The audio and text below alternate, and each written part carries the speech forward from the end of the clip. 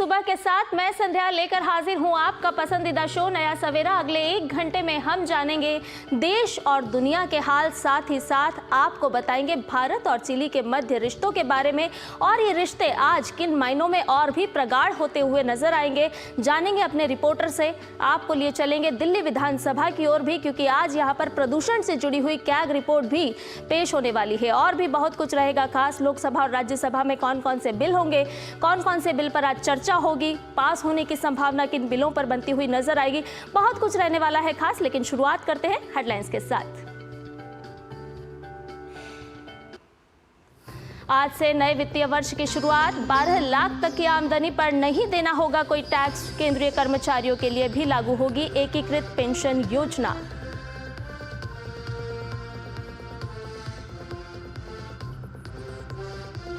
Chilli के राष्ट्रपति boric font 5 दिन की भारत यात्रा पर। प्रधानमंत्री नरेंद्र मोदी के साथ भारत चिली संबंधों के सभी पहलुओं पर करेंगे चर्चा। महत्वपूर्ण समझौते होने की उम्मीद।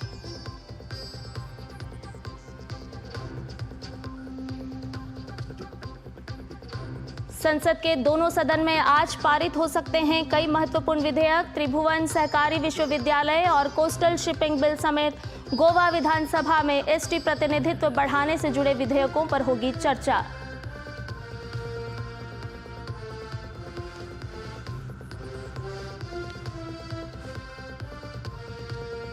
दिल्ली में आज फिर खुलेगी केजरीवाल और आतिशी सरकार की पोल। शराब, स्वास्थ्य, डीटीसी के बाद मुख्यमंत्री रेखा गुप्ता पेश करेंगी वायु प्रदूषण पर कैग रिपोर्ट।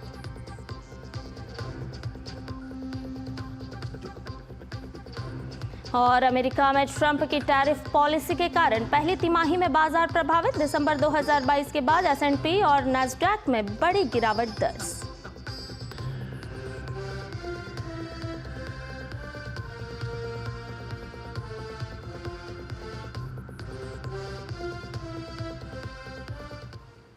और नया सवेरा की शुरुआत करते हैं आज से जो कुछ बड़े बदलाव हो रहे हैं उस खबर के साथ। जी हां, आज 1 अप्रैल है और आज से देश में नए वित्तीय वर्ष की शुरुआत हो गई है। और इसी के साथ वित्तीय वर्ष 2025-26 के लिए आपके और हमारे लिए कुछ नई व्यवस्थाएं लागू हो रही हैं। ये वित्तीय वर्ष आर्थिक विकास की दृष्टि से काफी अहम होता है, क्योंकि इसी दिन से देश के विकास पर बजट के खर्च की शुरुआत हो जाती है। आपके जीवन में कौन कौन से बदलाव आने वाले हैं आज से, आइए आपको बताते हैं और समझाते भी हैं।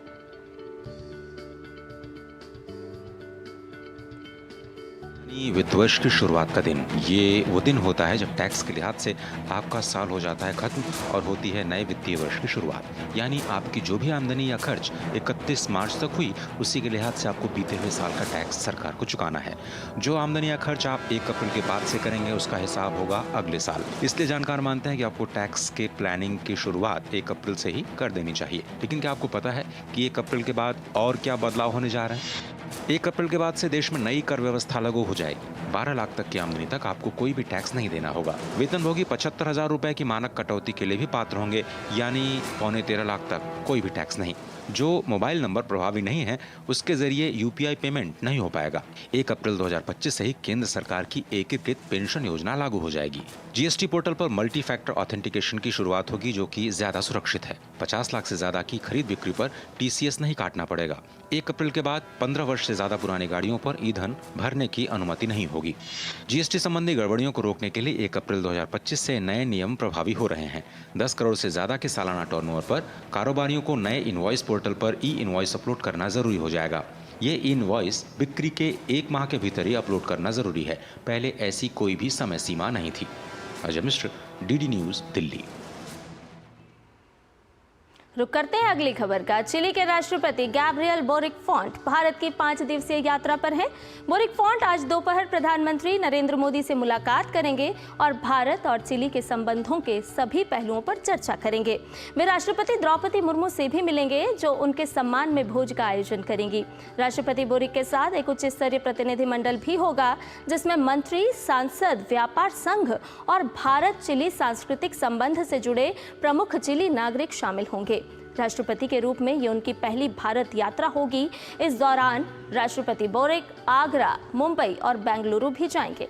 मुंबई और बेंगलुरु में वो राजनीतिक नेतृत्व, व्यापार और उद्योग जगत के प्रतिनिधियों, स्टार्टअप, इनोवेटर्स और तकनीकी दिग्गजों से भी मिलेंगे।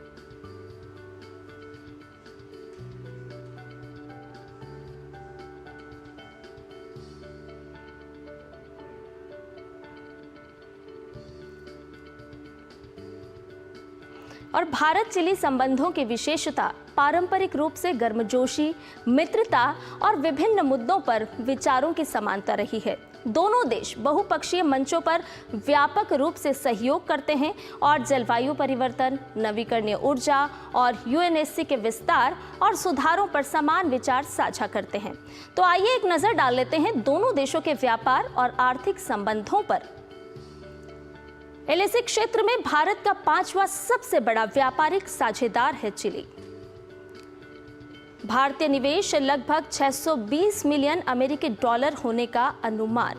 भारत और चिली के बीच व्यापार और आर्थिक संबंध किस तरह से हैं, वो ग्राफिक के जरिए हम आपको बता रहे हैं। भारतीय कंपनियों ने चिली की कंपनियों का अधिग्रहण किया है। संयुक्त उद्यम स्थापित करके चिली के बाजार में भारत का प्रवेश हुआ है, जो कि एक बड़ी और एक नवीन पहल के रूप में हमारे सामने है। मोटर वाहन, कार, औषधि निर्माण, रसायन, लौह इस्पात के उत्पादों का निर्यात होता है। मानव निर्मित धागा, कपड़े, सूती कपड़े, मेडप, आरएमजी, कपास का निर्यात भी होता है भारत से चीनी में। ऑटो घटक, इलेक्ट्रिक मशीनरी, चमड़े के सामान, रबर उत्पादों का निर्यात भारत से चिली किया जाता है। सितंबर 2016 को भारत चिली अधिमान्य व्यापार समझौते यानी कि पीटीए के विस्तार पर समझौता हुआ था। समझौते का दायरा 474 से बढ़कर 2829 टैरिफ लाइनों तक पहुंच चुका है। विस्तारित अधिमान्य व्यापार समझौता मई 2017 में लागू हुआ। व्यापार और आर्थिक संबंध किस तरह से हैं, वो जानिए। दोहरे कराधान से बचाव समझौते पर 9 मार्च 2020 को हस्ताक्षर हुए। एलएसी क्षेत्र में भारत का 5वां सबसे बड़ा व्यापारिक साझेदार है चिली।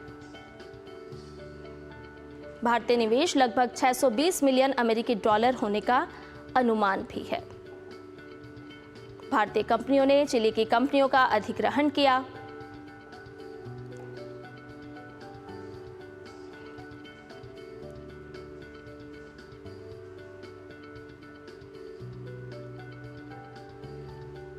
मोटर वाहन, कार, औषधि निर्माण, रसायन, लौह इस्पात के उत्पादों का निर्यात भारत से किया जाता है।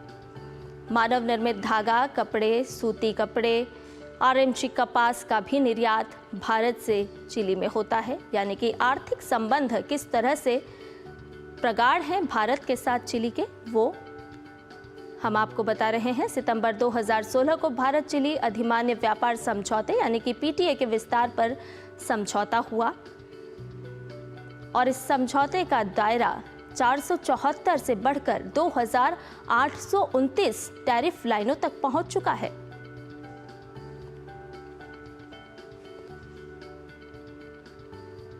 और ज्यादा जानकारी के साथ हमारे संवाददाता अखिलेश सुमन हमारे साथ जुड़ गए हैं, उनसे ताजा अपडेट ले लेते हैं। अखिलेश, आपसे जानना चाहेंगे, अभी हम अपने दर्शकों को भी बता रहे थे कि भारत और चिली के संबंध किस तरह से व्यापार के क्षेत्र में, आर्थिक क्षेत्र में है, लेकिन आज की जो यात्रा है चिली के राष्ट्रपति की और प्रधानमंत्री नरेंद्र मोदी के साथ उनकी द्विपक्षीय वार्ता भी होगी, तो किस तरह से इसको समझा जाए कि भारत के जो प्रगाढ़ रिश्ते हैं और किस तरह से रफ्तार पकड़ते हुए नजर आएंगे? हाँ, देखिए संध्या, चिली जो है वो लैटिन अमेरिका और कैरेबियन कंट्रीज का एक महत्वपूर्ण देश है और चिली के साथ हमारा जो व्यापारिक संबंध तो है ही, उसके अलावा हमारे जो रणनीतिक संबंध है, जो अंतर्राष्ट्रीय जो मंच है, उन मंचों पे भी चिली के साथ हमारी एकजुटता रही है। चाहे वो संयुक्त राष्ट्र सुरक्षा परिषद की रिफॉर्म का मामला हो या जलवायु परिवर्तन का मामला हो, चिली हमेशा भारत के साथ रहा है और चिली और भारत की जो राजनयिक जो स्टैंड है अंतर्राष्ट्रीय मसलों पे, वो हमेशा एक तरीके के रहे हैं। आज जब दुनिया बदल रही है, आज दुनिया में एक तरफ जान रहे हैं कि रूस यूक्रेन जो कॉन्फ्लिक्ट है उसकी वजह से एक सप्लाई चेन में बहुत परिवर्तन आया है। उसके बाद इजराइल हमास कॉन्फ्लिक्ट के चलते जो मिडिल ईस्ट का पूरा जो नेविगेशन है वो प्रभावित हुआ है।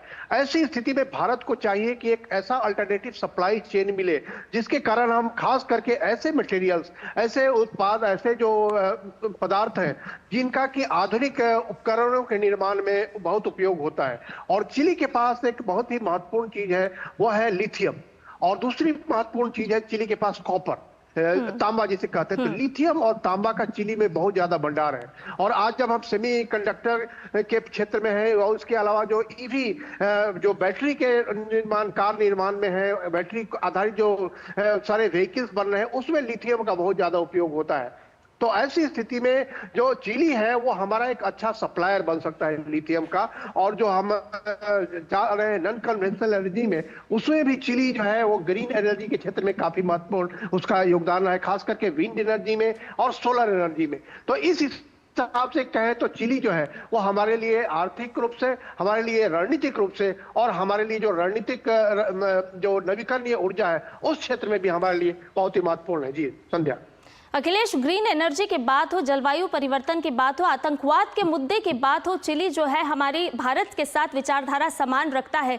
लेकिन आपसे ये भी जानना चाहेंगे, जिस तरह से आपने लिथियम का जिक्र किया, तो बड़े पैमाने पर लिथियम चिली में पाया जाता है और चीन इसको पहले भांप चुका था। लेकिन जिस तरह से भारत अब ग्लोबल साउथ की आवाज़ बन करके सामने आया है, उभरा है, तो हम देख रहे हैं क्योंकि 16 साल के बाद चिली के राष्ट्रपति की भारत यात्रा हो रही है और ऐसे में वो अन्य जगहों पर भी जाएंगे, देश के दिल्ली के अलावा और भी जगह जाने वाले हैं, आगरा जाएंगे, मुंबई जाएंगे। तो भारत के पास भी बताने के लिए बहुत कुछ है। और आज जो प्रधानमंत्री नरेंद्र मोदी के साथ उनकी वार्ता होगी, द्विपक्षीय वार्ता होगी, कई सारे ऐसे मुद्दे, कई सारे ऐसे विषय होंगे जो कि एक समान विचारधारा को साझा करेंगे और समझौते के रूप में, चाहे वो सांस्कृतिक विरासत की बात हो या अन्य क्षेत्र हो, उभरते हुए नजर आएंगे। देखिए, निश्चित तौर पे चिली, अगर पूरी दुनिया चाह रही है चीन पर से उनकी निर्भरता कम हो, और चिली भी यह चाहता है कि चीन ही हर जगह रहे, यह जरूरी नहीं है, इसलिए चिली भी एक अल्टरनेटिव मार्केट खोज रहा है। और भारत दुनिया का सबसे बड़ा खुला बाजार है, सबसे बड़ा लोकतंत्र है, यहाँ रूल ऑफ लॉ है और सबको सब चीज की जानकारी मिल जाती है आसानी से। तो व्यापार के मामले में चिली चाहता है कि भारत के साथ उसके संबंध इस तरीके से हो जहाँ की एक सिक्योर मार्केट हो, और सिक्योर मार्केट के अलावा उसको एक एम्बिशियस मार्केट भी चाहिए। ठीक है, सिक्योर और एम्बिशियस मार्केट में होता क्या है कि जब कोई देश निवेश करता है, चाहे वो बिजनेस टू बिजनेस हो या चाहे तो गवर्नमेंट टू गवर्नमेंट हो, तो उसको चाहिए कि उसको ठीक से मुनाफा मिले और एक प्रेडिक्टिबिलिटी भी रहे कि हाँ जी, आप जान सकते हैं कि आगे आने वाले दिनों में यहाँ क्या होने वाला है या किस तरह का बाजार में परिवर्तन हो रहा है। तो इस हिसाब से चिली को लगता है कि भारत एक बहुत ही सिक्योर मार्केट है, सुरक्षित बाजार है, और भारत के साथ व्यापार करने में आसानी ये होती है कि भारत जो है अपनी शर्तें नहीं लगाता है। भारत चाहता है कि उनकी जो डिमांड है उनके हिसाब से भारत उनके साथ सहयोग करने के लिए तैयार होता है। तो इसलिए चिली का एक आकर्षण है। प्रधानमंत्री नरेंद्र मोदी के साथ पिछले G20 शिखर सम्मेलन के समय चिली के राष्ट्रपति की मुलाकात हुई थी और उसी समय उन्होंने इच्छा जाहिर की थी प्रधानमंत्री नरेंद्र मोदी के साथ, और प्रधानमंत्री नरेंद्र मोदी ने कहा था कि आप आइए। इस समय हालांकि उन्होंने कहा था कि गर्मी रहती है, तो उन्होंने कहा कोई बात नहीं, हम गर्मी में आएंगे और आपको जब बहुत सर्दी होगी चिली में उस समय हम आपको बुलाएंगे। तो इस तरह का एक वार्म रिलेशनशिप कह सकते हैं कि प्रधानमंत्री नरेंद्र मोदी और चिली के राष्ट्रपति के बीच में भी है। और अब और जब व्यापारिक रिश्ते, रणनीतिक रिश्ते और उसके अलावा जलवायु परिवर्तन जो एक महत्वपूर्ण है उस पर रिश्ते अगर एक तरीके के हो जाए, और ऐसे में अगर दो राष्ट्र नेताओं का भी ऑर्गेनिक रिलेशनशिप, बहुत ही संबंध अच्छा हो जाए, तो ऐसे में हर चीज के लिए एक बहुत ही आसानी होती है। और इसीलिए मुझे लगता है कि चिली के राष्ट्रपति की इच्छा है और इसीलिए वो आगरा भी जा रहे हैं। आगरा हमारा एक सॉफ्ट पावर है, आगरे का ताजमहल सब लोग देखना चाहते हैं, जो भी विदेश से आते हैं राष्ट्राध्यक्ष, तो वो आगरा जाएंगे। उसके अलावा मुंबई में और बेंगलोर में भी उनकी राजनीतिक नेताओं से, वहां के व्यापारियों से, वहां के इनोवेटर्स जो हैं, स्टार्टअप जो है, इन सारे क्षेत्रों के लोगों से वो मुलाकात करेंगे। और चिली एक अच्छा निवेशक है भारतीय बाजार में, और वो और किन किन जगहों पे वो निवेश कर सकता है इसकी वो थाल लेंगे दिल्ली से लेकर मुंबई और बेंगलोर तक की यात्रा में। और आज उसकी एक कह सकते हैं कि बेसिक फॉर्मेशन बनेगा, क्योंकि एक कंप्रिहेंसिव ट्रेड एग्रीमेंट भी भारत और चिली के बीच में होना है। अभी हमारे दोनों के बीच में प्रेफरेंशियल ट्रेड एग्रीमेंट है, लेकिन उसको एक कम्प्रिहेंसिव ट्रेड एग्रीमेंट में बदलना है, तो उसके लिए भी भारत के साथ प्रधानमंत्री नरेंद्र मोदी के साथ बात होगी और उसका एक खाका खींचा जाएगा। जी संध्या। अखिलेश, आपने मौसम की गर्मी की बात की, लेकिन आज जिस तरह से चिली के राष्ट्रपति भारत आए हैं और उनकी आधिकारिक जो यात्रा है वो 1 या 2 दिन की नहीं है, बल्कि 5 अप्रैल तक वो यहाँ पर रहेंगे और जो रिश्ते हैं उनमें भी दोस्ताना गर्माहट हमें देखने को मिलेगी। आपसे ये भी जानना चाहेंगे कि एक तरफ जहां दुनिया के बाकी देशों में हम देख रहे हैं कि ट्रेड वॉर किस तरह से चल रहा है, टैरिफ वॉर किस तरह से चल रहा है, तो क्या ये माना जाए कि भारत अब अन्य देशों के लिए एक मुफीद स्थान नजर आ रहा है जहां पर वो अच्छे से निवेश कर सकते हैं?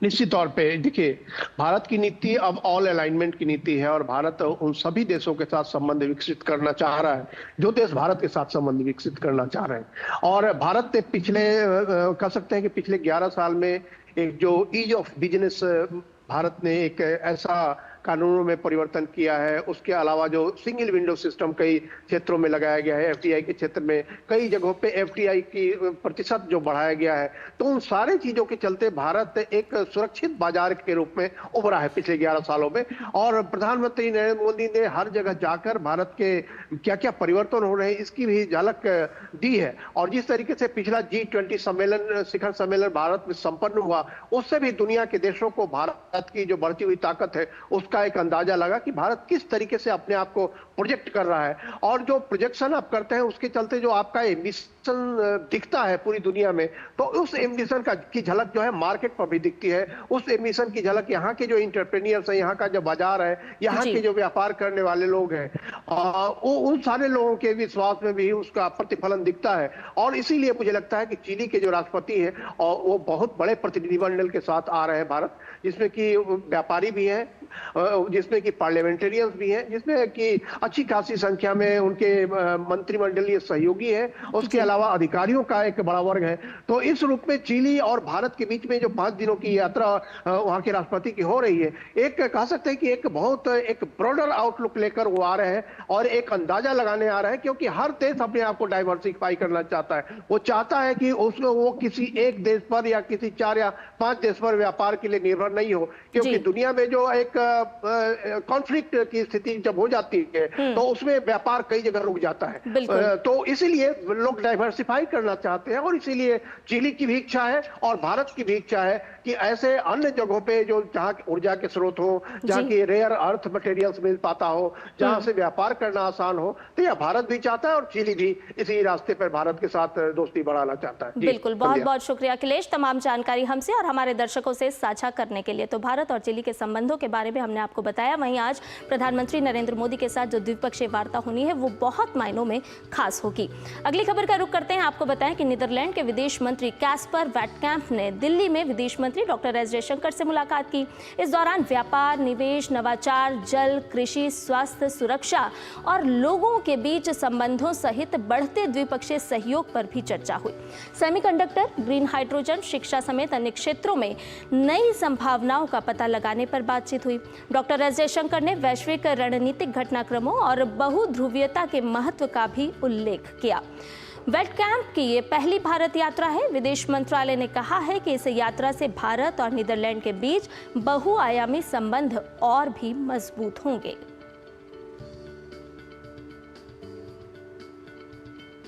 और भारत अमेरिका मानवीय सहायता और आपदा राहत अभ्यास द्विपक्षीय त्रिसेवा अभ्यास टाइगर ट्रायम्फ का चौथा संस्करण पूर्वी समुद्री तट पर आज से किया जाएगा। यह अभ्यास 25 अप्रैल तक चलेगा।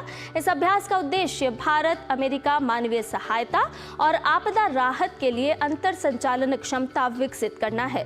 साथ ही एक संयुक्त समन्वय केंद्र स्थापित करने के लिए मानक संचालन प्रक्रियाओं यानी कि SOPs का निर्माण करना है।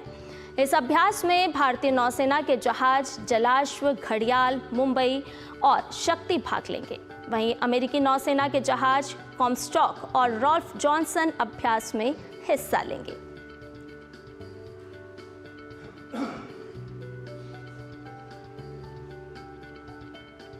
और अब रुक करते हैं संसद का, क्योंकि इस संसद में बजट सत्र के इस दूसरे चरण में कई महत्वपूर्ण विधेयकों पर चर्चा चल रही है और सरकार उन्हें पारित भी करा रही है। आज भी दोनों सदन में विभिन्न मंत्रालयों से जुड़े अहम विधायी कामकाज पर चर्चा होगी। उच्च सदन यानी कि राज्यसभा में शून्यकाल और प्रश्नकाल के अलावा विभिन्न मंत्रालयों से जुड़े प्रतिवेदन रखे जाएंगे। इसके अलावा 2 अहम विधेयक विचार और पारित करने के लिए पेश किए जाएंगे।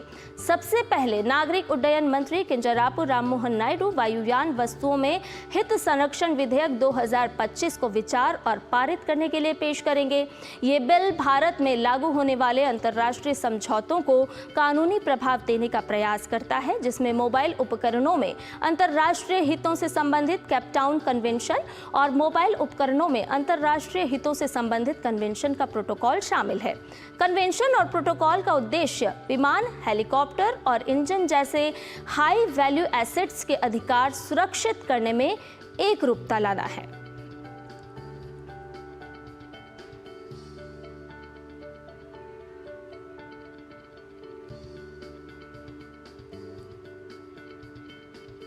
और बात अगर अहम विधेयकों की करें तो राज्यसभा में आज एक और अहम विधेयक त्रिभुवन सहकारी विश्वविद्यालय विधेयक 2025 विचार और पारित करने के लिए पेश किया जाएगा।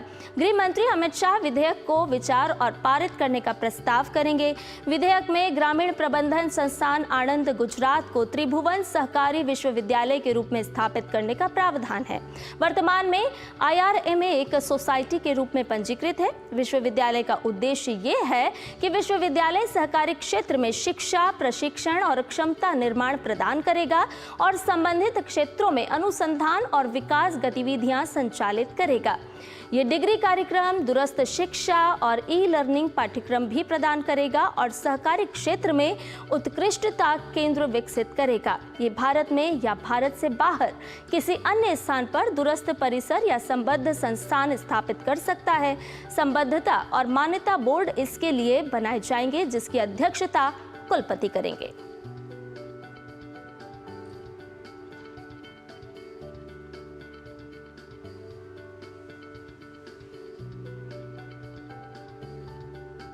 और वहीं लोकसभा की बात करें तो लोकसभा में प्रश्नकाल और शून्यकाल होना सूचीबद्ध है। इसके अलावा कृषि मंत्री शिवराज सिंह चौहान अपने मंत्रालय से संबंधित अनुदान मांगों पर कृषि, पशुपालन एवं खाद्य प्रसंस्करण संबंधी स्थायी समिति की दूसरी रिपोर्ट में निहित सिफारिशों के कार्यान्वयन की स्थिति के बारे में जानकारी लेंगे। लोकसभा की कार्यावली में आज 2 विधेयक सूचीबद्ध हैं, तटीय नौवहन विधेयक 2024 और गोवा राज्य के विधानसभा क्षेत्रों में अनुसूचित जनजातियों के प्रतिनिधित्व का पुनर्समायोजन विधेयक 2024 पर चर्चा होगी।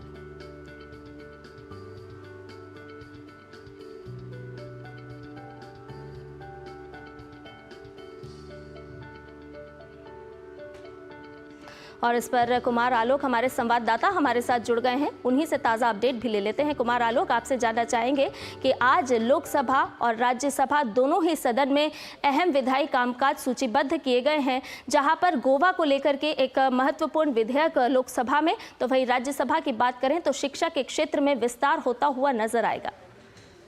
जी बिल्कुल सही कहा आपने। अगर हम लोकसभा की बात करें तो लोकसभा में जो 2 अहम विधेयक आज रखे जाएंगे उसमें सबसे अहम अगर हम बात करें कि गोवा विधानसभा में अनुसूचित जनजाति के लिए आरक्षण के लिए जो बिल लाया जाएगा वो अपने आप में बहुत ही अहम है, क्योंकि अनुसूचित जनजाति जो वर्षों से उपेक्षित है और अपेक्षित है, उनको लेकर के सरकार बहुत ही गंभीर है और उन लोगों को मेन स्ट्रीम में लाने के लिए ये बिल लाया जा रहा है, जो काफ़ी अहम होगा।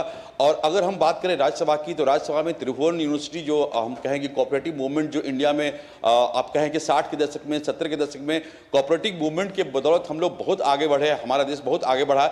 लेकिन 80 के बाद का जो दशक रहा उसमें कोऑपरेटिव मूवमेंट बहुत ही ढीला पड़ा। लेकिन इस सरकार ने कोऑपरेटिव मूवमेंट को, कोऑपरेटिव जो संस्था है उसको बढ़ाने के लिए, उसको मजबूत बनाने के लिए प्रयास किया और एक अलग से मंत्रालय जो गृह मंत्री हमारे अमित शाह हैं, उन्हें ये मंत्रालय की जिम्मेदारी दी गई और देश का सबसे पहला यूनिवर्सिटी होगा ये कोऑपरेटिव त्रिभुवन यूनिवर्सिटी है।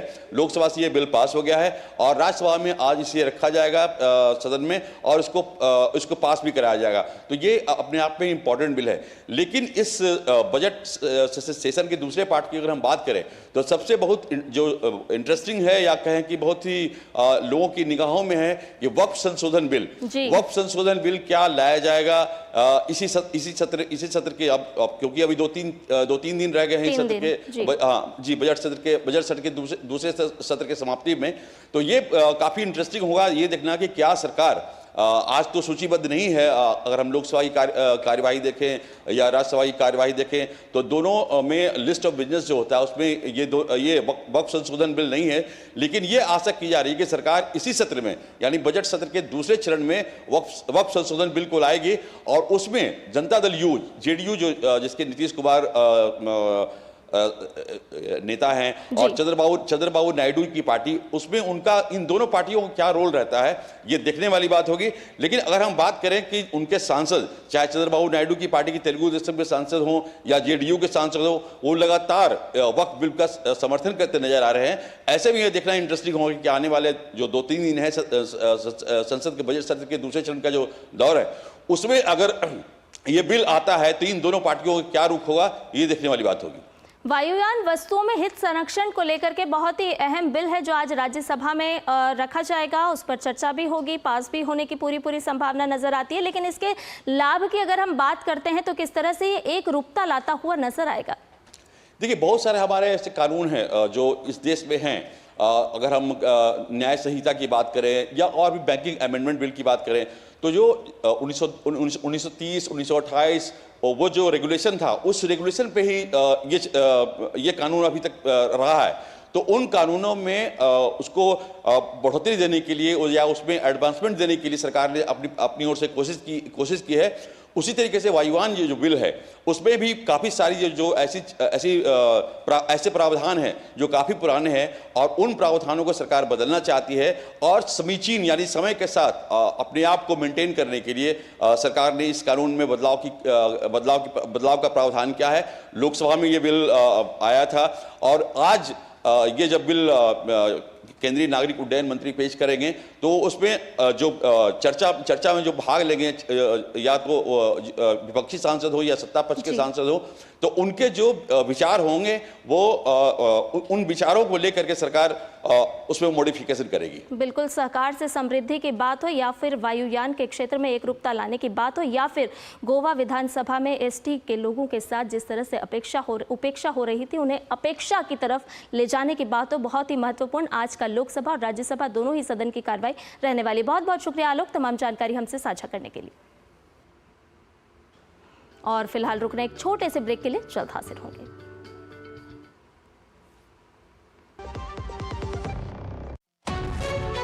विभाग अनेक, कंप्लेंट बॉक्स 1। किसी भी सरकारी दफ्तर, विभाग या बैंक से जुड़ी शिकायत के लिए pgportal.gov.in पर जाएं, रजिस्टर करें, संबंधित विभाग चुनें, शिकायत दर्ज करें और ट्रैकिंग आईडी नोट करें। एसएमएस या ईमेल पर एक्नॉलेजमेंट पाएं और शिकायत का जवाब सीधे मंत्रालय से प्राप्त करें। अब तक 1 करोड़ 12 लाख से अधिक भारतीयों ने भरोसा जताया। सीपी ग्राम्स, आपकी हर शिकायत का हल।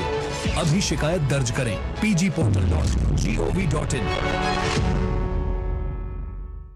बिजली का बिल, किराना, स्कूल फीस सब हो गया।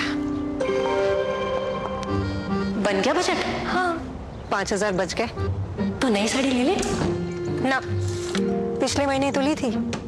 एक और नहीं, पहले बजट बनाओ, फिर छोटी छोटी बचत को बैंक में सेव करो और पैसों को बढ़ते देखो। बढ़ी गई। जाओ भाई। आरबीआई कहता है वित्तीय समझदारी समृद्ध नारी। और ब्रेक के बाद आपके पसंदीदा शो नया सवेरा में आपका एक बार फिर से स्वागत है। दिल्ली विधानसभा में आज एक बार फिर केजरीवाल और आतिशी सरकार की पोल खुलने वाली है। शराब, स्वास्थ्य और डीटीसी के बाद रेखा सरकार आज एक और कैग रिपोर्ट पेश करने की तैयारी कर चुकी है। आज सीएम प्रदूषण और उसकी रोकथाम से जुड़े मुद्दों से संबंधित एक कैग रिपोर्ट विधानसभा में रखेंगी। ये रिपोर्ट दिल्ली सरकार के वाहन वायु प्रदूषण की रोकथाम और शमन के प्रयासों और उस पर हुए खर्च का लेखा जोखा प्रस्तुत करेगी। कैग की ये रिपोर्ट साल 2022 की दूसरी रिपोर्ट है जो 31 मार्च 2021 को समाप्त हुए वित्तीय वर्ष से जुड़ी हुई है। इससे पहले भी दिल्ली शराब घोटाला, स्वास्थ्य और डीटीसी से जुड़ी कैग रिपोर्ट आ चुकी है।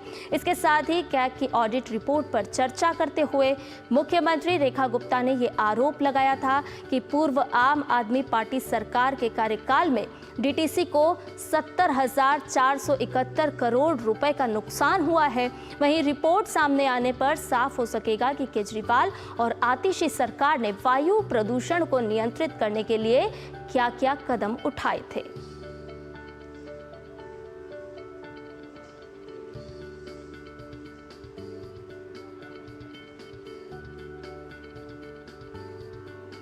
और राजधानी के बाद रुक करते हैं मध्य प्रदेश का। मध्य प्रदेश में आज से नई आबकारी नीति 2025 लागू हो गई है। इसके तहत राज्य में 19 धार्मिक जगहों पर करीब 47 शराब की दुकानें बंद कर दी गई हैं। उज्जैन, ओंकारेश्वर, महेश्वर और मैहर सहित कुछ ग्राम पंचायत क्षेत्रों में भी शराब प्रतिबंधित कर दी गई हैं। इसके अलावा मंडलेश्वर, ओरछा, मैहर, चित्रकूट, दतिया, पन्ना, मंडला, मुल्ताई, मंदसौर और अमरकंटक की शहरी सीमा में शराब की सभी दुकानें और बार बंद रहेंगे। सलकनपुर, कुंडलपुर, बांदकपुर, बारमानकला, बरमान खुर्द और लिंगा ग्राम पंचायत सीमा में भी शराब पर प्रतिबंध लगा दिया गया है। दरअसल प्रदेश की भाजपा सरकार ने इस वर्ष 24 जनवरी को इन 19 शहरी और ग्रामीण क्षेत्रों को पूरी तरह पवित्र घोषित करते हुए यहां मद्य निषेध की घोषणा की। एमपी के मुख्यमंत्री डॉक्टर मोहन यादव ने कहा कि इन क्षेत्रों के धार्मिक महत्व को देखते हुए निर्णय लिया गया है, जिसका जनता ने स्वागत किया है।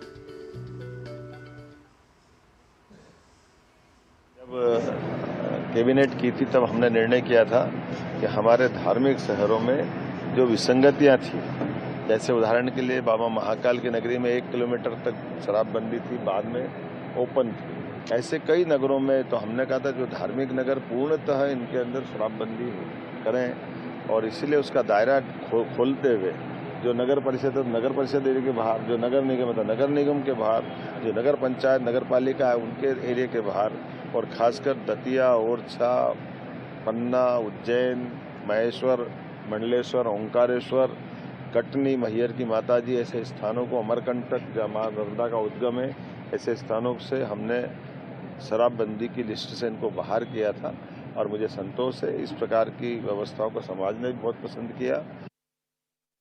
मध्य प्रदेश के बाद खबरों के माध्यम से आपको लिए चलते हैं उत्तर प्रदेश, क्योंकि मुख्यमंत्री योगी आदित्यनाथ आज बरेली के दौरे पर रहेंगे। सीएम 932.59 करोड़ रुपए के विकास कार्यों की सौगात बरेली जिले को देने वाले हैं। बरेली कॉलेज मैदान में जनसभा को वो संबोधित भी करेंगे। इस दौरान सीएम योगी 132 विकास परियोजनाओं का लोकार्पण और शिलान्यास करेंगे। इसके बाद मुख्यमंत्री मंडलीय विकास कार्य और कानून व्यवस्था की भी समीक्षा करेंगे और इसके साथ ही 73.25 करोड़ बने अटल आवासीय विद्यालय का लोकार्पण करेंगे और इसके बाद सीएम योगी अधकटा नजराना की गौशाला भी जाएंगे। इधर पश्चिम बंगाल में दक्षिण 24 परगना जिले के पाथर प्रतिमा में कल रात एक घर में घरेलू गैस सिलेंडर विस्फोट में 4 बच्चों और 2 महिलाओं समेत 7 लोगों की मौत हो गई। सुंदरबन पुलिस जिले के पुलिस अधीक्षक कोटेश्वर राव ने घटना की पुष्टि करते हुए बताया है कि पाथर प्रतिमा प्रखंड के धोलाहाट गांव में हुए विस्फोट में एक महिला घायल भी हुई है। उन्होंने कहा कि सभी शव बरामद कर लिए गए हैं और महिला के अस्पताल में भर्ती कराया गया है। माना जा रहा है कि मृतक एक ही परिवार के सदस्य थे। पुलिस ने कहा है कि घर में 2 गैस सिलेंडर मौजूद थे और इनमें विस्फोट घर के अंदर रखे पटाखों की वजह से होने का संदेह है। पुलिस अधीक्षक ने कहा कि बचाव अभियान पूरा हो चुका है और स्थिति नियंत्रण में है। इलाके की घेराबंदी कर दी गई है और जांच भी जारी है।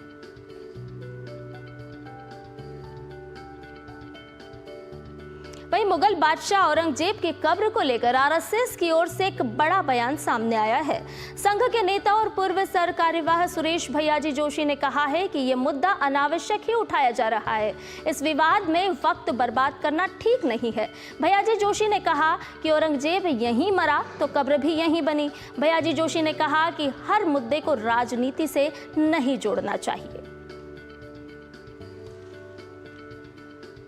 औरंगजेब का अनावश्यक विषय उठाया गया है। एक है उसकी मृत्यु यहाँ हुई तो कब्र यहाँ बनी हुई है, कोई श्रद्धा है वो जाएंगे। हमने तो छत्रपति शिवाजी महाराज का जो नमूना आदर्श है, उन्होंने अफजल खान की भी वहां पर कब्र बनवाई थी, तो वो तो है भारत की ये उदारता की सर्वसमावेशिकता का प्रतीक है। वो कब्र रहे, जिसको जाना है वो जाए।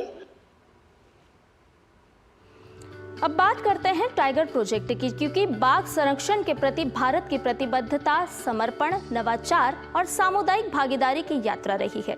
1973 में जिम कॉर्बेट नेशनल पार्क में प्रोजेक्ट टाइगर की शुरुआत के बाद से देश ने अपने राष्ट्रीय पशु की रक्षा के लिए निरंतर प्रयास किए हैं। तो देखिए डीडी न्यूज संवाददाता तापस भट्टाचार्य की ये खास रिपोर्ट।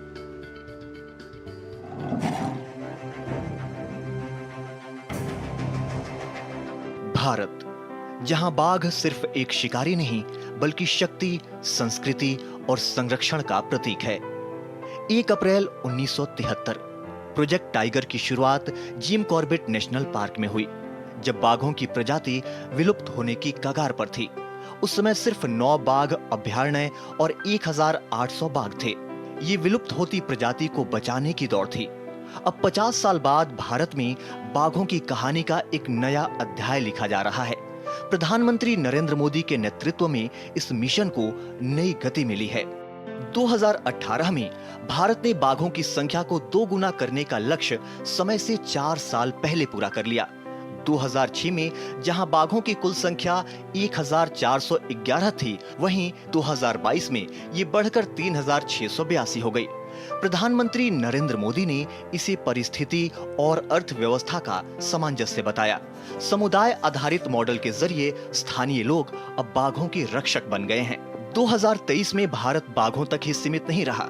अंतर्राष्ट्रीय बिग कैट्स अलायंस का जन्म हुआ भारत के नेतृत्व में एक वैश्विक पहल, जिसका उद्देश्य न केवल बाघ बल्कि शेर, तेंदुआ, जगुआर, चीता, हिम तेंदुआ और प्यूमा की रक्षा करना है। बाघ संरक्षण अब सिर्फ वन्य जीवों की कहानी तक सीमित नहीं रह गया है, बल्कि ये रोजगार, पर्यटन, जल सुरक्षा और वैश्विक मंच पर भारत की नेतृत्व क्षमता की कहानी बन गया है। बाघों की गगनचुंबी गर्जना वापस आ गई है और अब ये पहले से भी अधिक जोरदार है। भारत ने नीति, जनसहयोग और जुनून के जरिए बाघों के संरक्षण के मामले में अद्भुत सफलता हासिल की है। ये पूरी दुनिया के लिए ये एक मिसाल है। अब जब हम प्रोजेक्ट टाइगर के 50 साल पूरे होने का जश्न मना रहे हैं, तो एक बात तो साफ है कि बाघों की दहाड़ हमारे देश के जंगलों में हमेशा बनी रहेगी। कैमरा पर्सन मोहित के साथ मैं तापस भट्टाचार्य, दूरदर्शन समाचार, दिल्ली। और नया सवेरा में फिलहाल रुक रहे हैं एक छोटे से ब्रेक के लिए, लेकिन ब्रेक के बाद जब लौटेंगे तो बात होगी अखबारों की सुर्खियों की।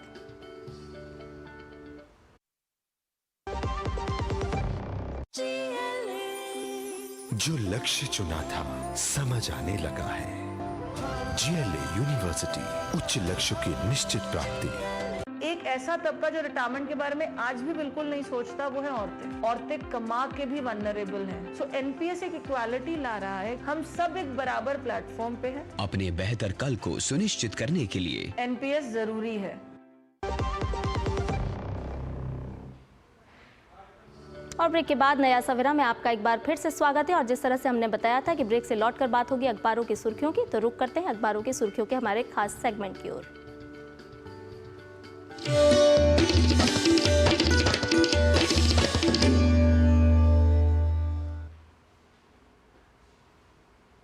तो अखबारों की सुर्खियों को समेटे हुए हमारे स्टूडियो में मौजूद है इस वक्त हमारे सहयोगी गौरव। आइए उन्हीं के पास आपको लिए चलते हैं। गौरव, आज के अखबारों में वो कौन कौन सी खबरें हैं जो महत्वपूर्ण स्थान के साथ हेडलाइन लिए हुए प्रकाशित की गई हैं?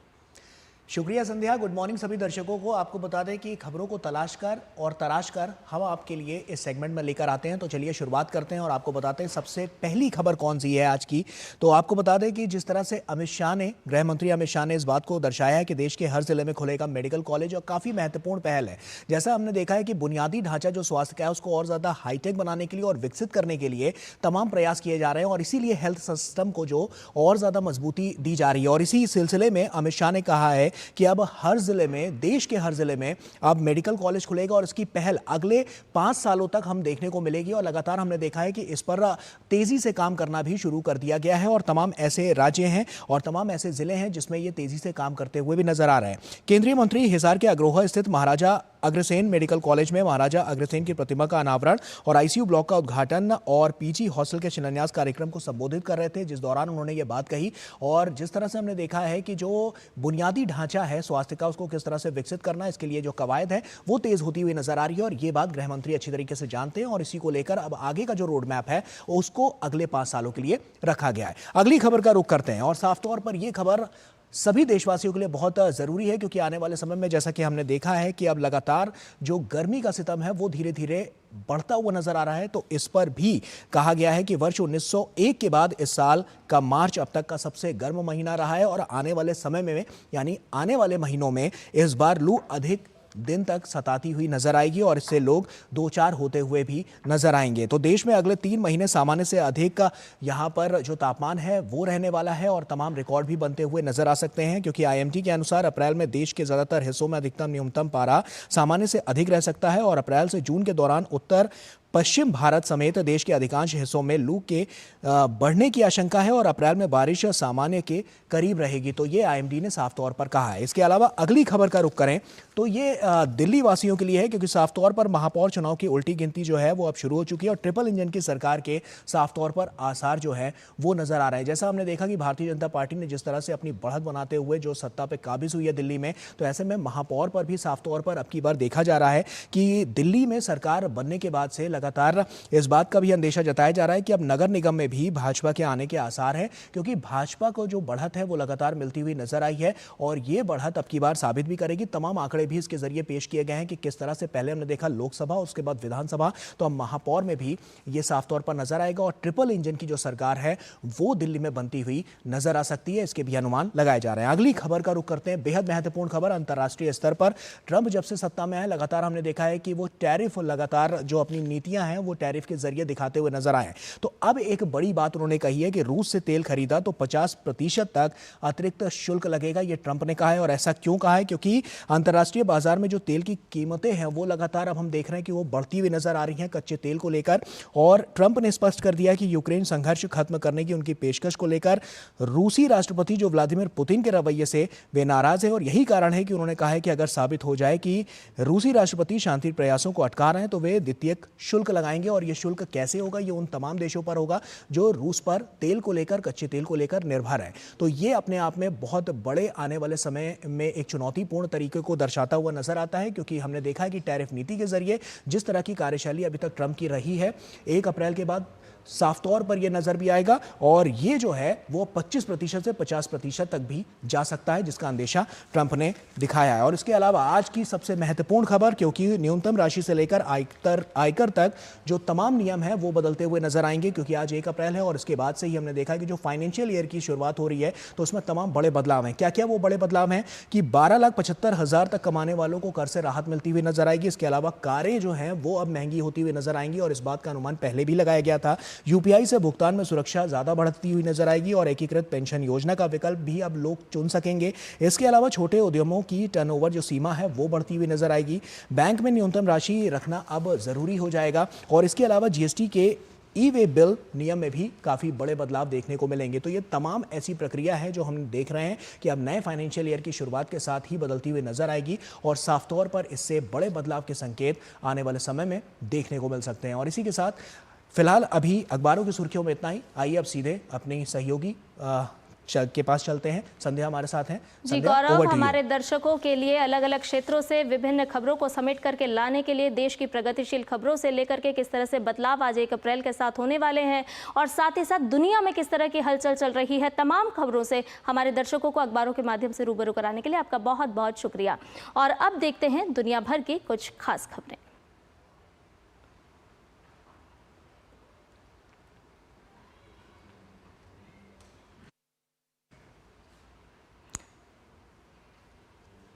तो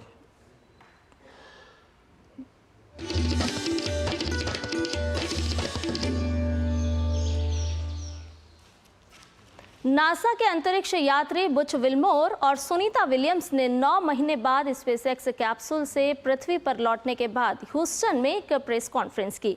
विल्मोर और विलियम्स ने कहा कि उनके अंतरिक्ष मिशन में आई दिक्कतों की जिम्मेदारी वो खुद लेते हैं, जिससे ये छोटी अवधि की उड़ान लंबी हो गई थी। उन्होंने ये भी कहा कि वो फिर से बोइंग के स्टारलाइनर में उड़ान भरने के लिए तैयार हैं। उन्होंने कहा कि हमने अंतरिक्ष यान संबंधी मुद्दों पर चर्चा करने के लिए बुधवार 2 अप्रैल को बोइंग का दौरा करने की भी योजना बनाई है।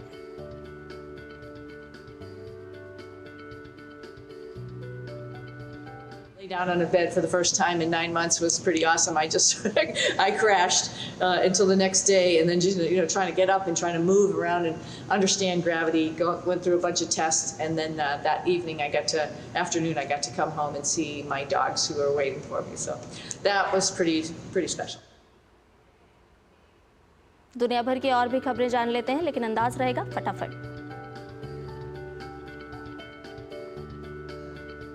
भूकंप से तबाही झेल रहे म्यांमार में भारत अपनी पड़ोसी प्रथम की नीति पर काम करते हुए ऑपरेशन ब्रह्मा के तहत मानवीय सहायता में जुटा हुआ है। इसी के तहत 50 टन राहत सामग्री लेकर आईएनएस सतपुड़ा और आईएनएस सावित्री यांगून पहुंचे हैं। ये राहत सामग्री म्यांमार में भारत के राजदूत अभय ठाकुर को सौंपी गई।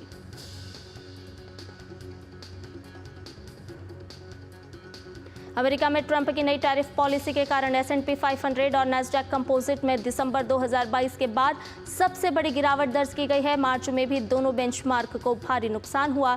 दिसंबर 2022 के बाद से उनकी सबसे बड़ी मासिक प्रतिशत गिरावट दर्ज की गई है।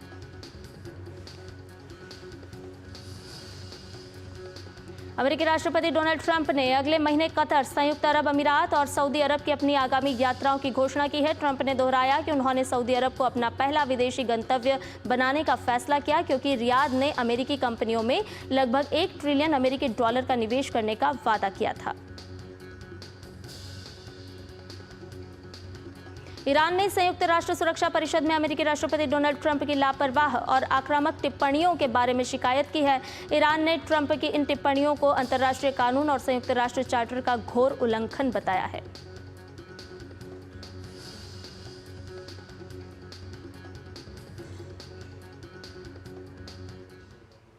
और आइए अब बात कर लेते हैं कारोबार जगत की।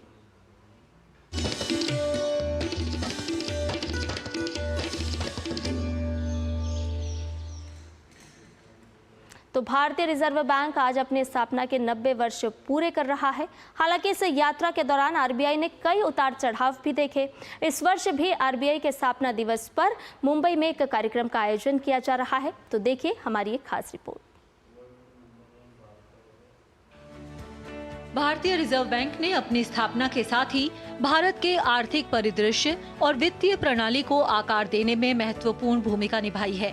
1 अप्रैल 1935 को स्थापित इस संस्थान का भारत के अर्थतंत्र को मजबूत करने में अहम योगदान रहा है। आरबीआई की स्थापना का उद्देश्य एक ही प्राधिकरण के तहत मुद्रा और ऋण के नियंत्रण को केंद्रीकृत करना था। देश की आर्थिक राजधानी मुंबई आरबीआई की इस शानदार यात्रा की साक्षी बन रही है। दरअसल आरबीआई की ओर से 1 अप्रैल को एक कार्यक्रम आयोजित किया जा रहा है, जिसमें राष्ट्रपति द्रौपदी मुर्मू बतौर मुख्य अतिथि शामिल होंगी। आरबीआई ने अपनी 90वीं वर्षगांठ को खास बनाने के लिए पूरे साल कई आयोजन किए। आयोजन के तहत कॉलेज छात्रों के लिए क्विज, अंतर संस्थागत क्रिकेट टूर्नामेंट, अखिल भारतीय अंतर संस्थागत टेबल टेनिस टूर्नामेंट और कला के छात्रों के लिए एक कला प्रतियोगिता आयोजित की गई।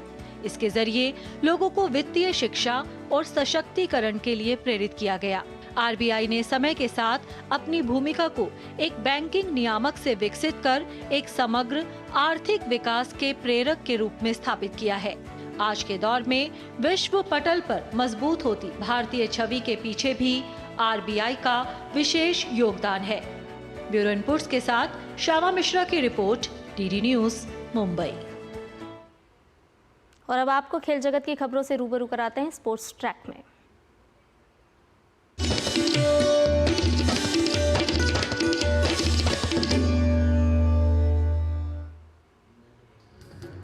आईपीएल 2025 के 13वें मुकाबले में आज पंजाब किंग्स और लखनऊ सुपर जॉयंट्स आमने सामने होंगी। दोनों टीम के बीच ये मैच लखनऊ के इकाना स्टेडियम में खेला जाएगा। मुंबई इंडियंस ने हार्दिक पांड्या की कप्तानी में आईपीएल 2025 के 12वें मुकाबले में शानदार प्रदर्शन करते हुए कोलकाता नाइट राइडर्स को 8 विकेट से हरा दिया। इस जीत के साथ मुंबई ने टूर्नामेंट में अपना खाता खोला। इससे पहले खेले गए दोनों मुकाबलों में टीम को हार का सामना करना पड़ा था।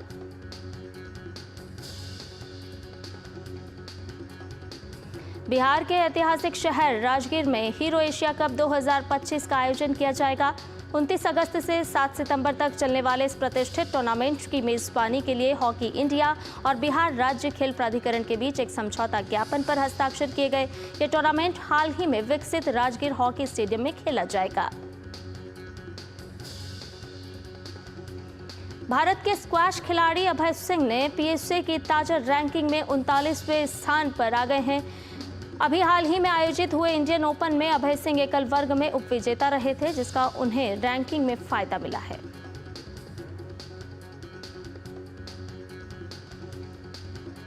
वहीं महिला एकल में युवा स्क्वैश खिलाड़ी अनाहत सिंह ने भी 62वें स्थान पर अपनी जगह बनाने में कामयाबी पाई। उन्हें रैंकिंग में 6ठा स्थान का फायदा मिला। प्रीमियर लीग में आज आर्सेनल और फुलहैम की टीम आमने सामने होंगी। आर्सेनल की नजर तालिका में दूसरे स्थान पर अपनी जगह मजबूत करने की होगी। प्रीमियर लीग में ही खेले जाने वाले एक अन्य मैच में वेस्ट हैम और वॉल्वरहैम्पटन वंडरर्स की टीम आमने सामने होंगी।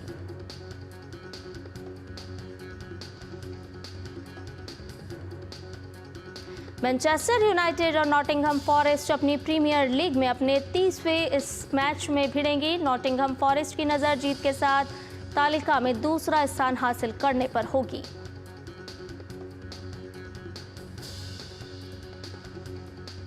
और फिलहाल रुक रहे एक छोटे से ब्रेक के लिए, जल्द हाजिर होंगे।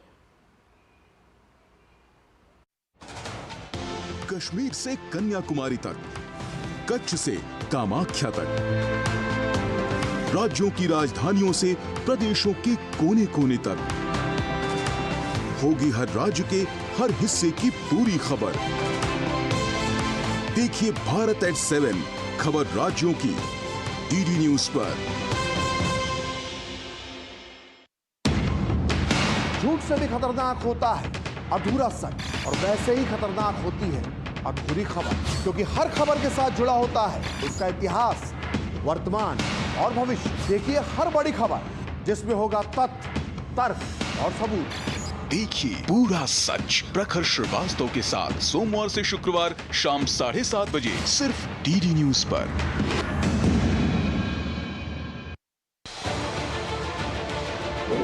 उत्तर से दक्षिण तक, पूर्व से पश्चिम तक, देश हो या दुनिया की खबर है तो पड़ताल जरूरी है। देखिए हमारे साथ मेरे पीछे भारत की सबसे एजेंडा भारत का है और किस तरह से एक नई शुरुआत इस वक्त डीडी न्यूज पर।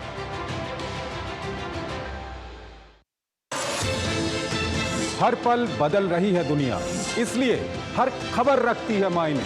यूरोप से लेकर अफ्रीका, अमेरिका से लेकर एशिया, दुनिया के हर कोने से बड़ी खबरें, हर मुद्दे की गहराई से पड़ताल, लेटेस्ट अपडेट और सटीक विश्लेषण।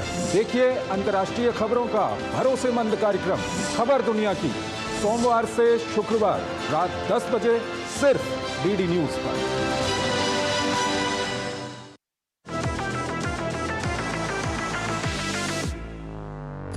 ये है डीडी न्यूज का साइबर अपराध के खिलाफ हल्ला बोल। Digital arrest, sextortion, financial frauds, cyber bullying, तमाम मुद्दों पर आपको जागरूक करते हुए आपको रख रहा है इन साइबर अपराधियों से एक कदम आगे। देखिए मेरे साथ साइबर अलर्ट हर शनिवार रात 9 बजे सिर्फ डीडी न्यूज पर। और इस छोटे से अंतराल के बाद नया सवेरा में आपका एक बार फिर से स्वागत है। आपको बता दें कि प्रधानमंत्री नरेंद्र मोदी ने ओडिशा दिवस की बधाई दी है।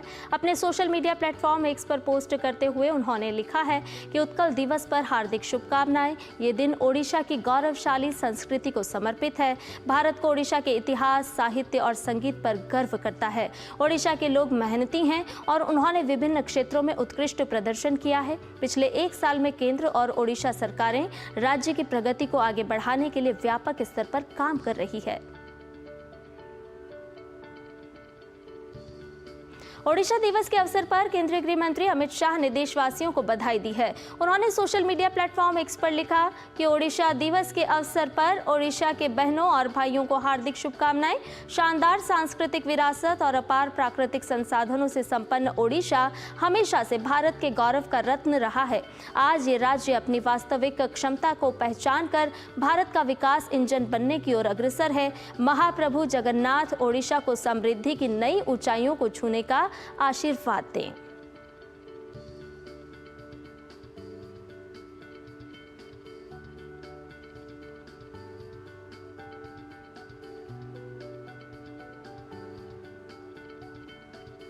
और नया सवेरा में अब बात कर लेते हैं मौसम की।